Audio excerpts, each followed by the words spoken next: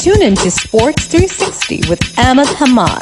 India और New Zealand की cricket टीमों के दरमियान पुणे में खेले जा रहे दूसरे क्रिकेट टेस्ट मैच के दूसरे दिन खेल के अख्ताम पर न्यूजीलैंड ने अपनी दूसरी इनिंग में 5 विकेटों के नुकसान पर 198 रन बना लिए थे और उसकी मजमूई बरतरी जो है वो 300 से ज़ायद हो गई थी। यहाँ 301 रन की बरतरी हासिल हो गई है और अभी उसकी 5 विकेटें बाकी हैं। आज जब दूसरे दिन का खेल ख़त्म हुआ तो न्यूजीलैंड की जानिब से क्रीज पे मौजूद थे टॉम ब्लंडल, जिन्होंने 30 रन बनाए, और उनका साथ देने आए ग्लेन फिलिप्स, इन्होंने 9 रन बनाए थे। इस मैच की सूरत हाल ये है कि न्यूजीलैंड ने पहली इनिंग में 259 रन बनाए, जिसके जवाब में भारत अपनी पहली इनिंग में 156 रन बनाकर आउट हो गई। तो न्यूजीलैंड ने पहली इनिंग में 103 रन की बरतरी हासिल की। बड़ी डिसाइसिव साबित हो सकती है एंड ऑफ द डे। जैसे ये इस टेस्ट मैच का रिजल्ट आएगा तो आपको पता चलेगा कि कितनी इंपॉर्टेंट थी ये लीड। लेकिन आज जब दूसरे दिन का खेल का आगाज़ हुआ तो भारत ने अपनी कल की इनिंग 16 रन 1 विकेट के नुकसान पे शुरू की। तो आज जनाब उनकी पहली विकेट जो है 50 के स्कोर पे गिरती है और आउट होने वाले बैट्समैन शुभमन गिल, जिन्होंने 30 रन बनाए 72 गेंदों पे 2 चौकों और 1 छक्के की मदद से, इनको लेग बिफोर कर दिया मिचेल सैटनर ने। फिर दूसरी विकेट आज के दिन की और इंडिया की तीसरी विकेट 56 के स्कोर पे विराट कोहली आउट होते हैं 1 रन बना के। 9 गेंदों का सामना किया, एक फुल टॉस बॉल मिस कर दिया और इनको बोल्ड कर दिया मिचेल सैटनर ने। फिर उसके बाद से चौथी विकेट देखी जाए तो 70 के स्कोर पे इंडिया के 4 खिलाड़ी 70 पे, और आउट होने वाले बैट्समैन यशवी जायसवाल, जिनको ऑस्ट्रेलिया के against find of the series कहा गया था, और यहाँ पे वो 30 रन बनाए 60 गेंदों पे 4 चौकों की मदद से।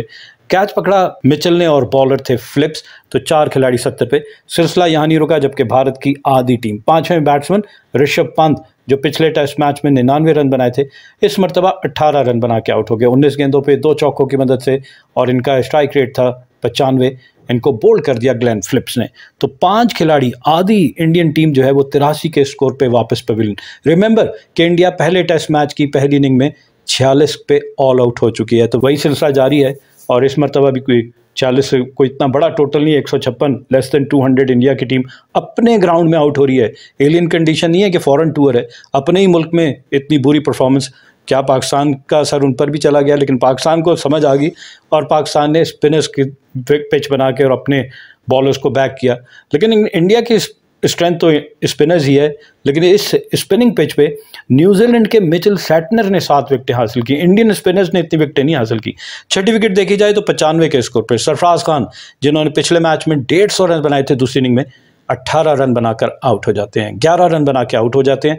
24 गेंदों पर 11 रन बनाए, जिसमें 1 चौका शामिल था, caught by William O'Rourke off the bowling of Mitchell Santner.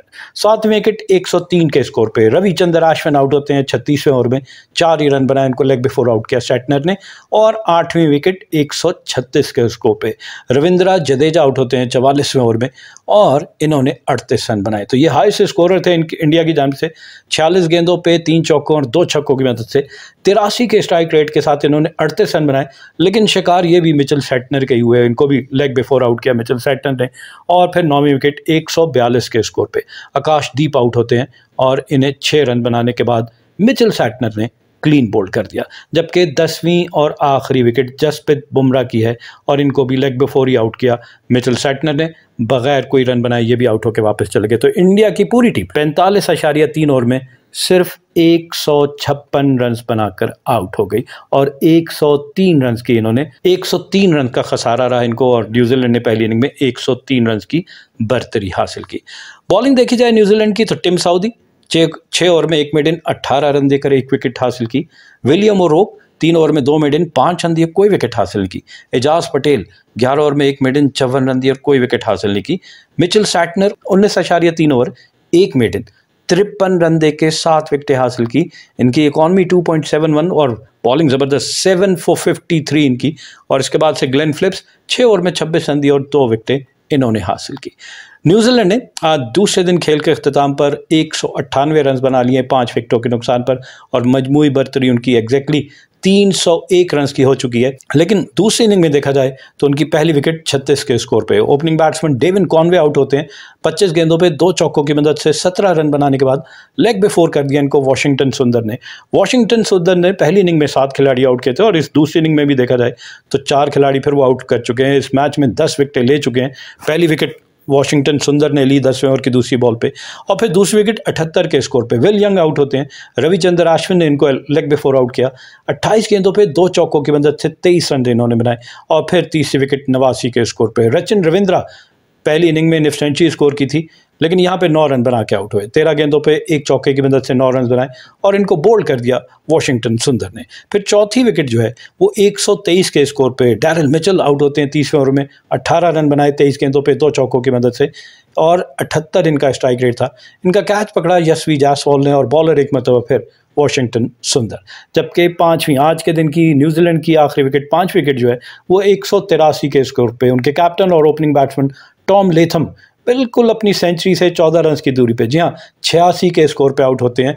133 गेंदों का सामना किया, 10 चौके इनकी इनिंग में शामिल थे, 65 इनका स्ट्राइक रेट था, लेकिन 86 के स्कोर पे इनको लेग बिफोर आउट कर दिया वॉशिंगटन सुंदर ने। तो इस तरह आज के दिन खेल के अख्ताम पर टॉम ब्लंडल 30 और ग्लेन फिलिप्स 9 के स्कोर पे मौजूद थे क्रीज पे, जबकि न्यूजीलैंड ने 53 ओवर बैटिंग करके 3.73 की औसत से 5 विकेटों के नुकसान पर 198 रन बना लिए थे।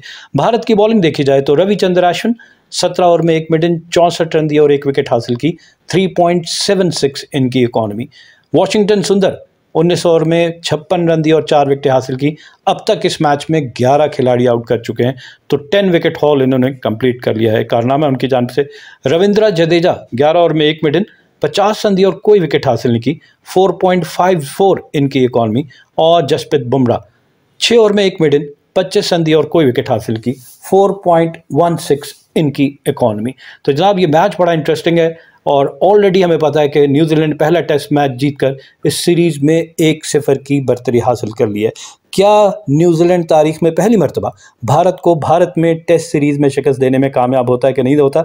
अगर तो ये टेस्ट मैच जीत लिया तो सीरीज न्यूजीलैंड जीत जाएगा, लेकिन इंडिया को हम कभी भी अंडर एस्टिमेट नहीं कर सकते अपनी कंडीशन में, क्योंकि अगर पहला ही टेस्ट मैच देख लिया जाए तो पहली इनिंग में 46 पे आउट होने के बाद दूसरी इनिंग में भारत ने 462 रन बनाए थे। इस दफ़ा ऐसा कर पाते हैं, नहीं कर पाते, तो सवालिया निशान है ऑन रोहित शर्मा, विराट कोहली और सारे सीनियर बैट्समैन कि क्या इंडिया की टेस्ट टीम जो है वो T20 और वनडे से ज़्यादा कमज़ोर हो गई है?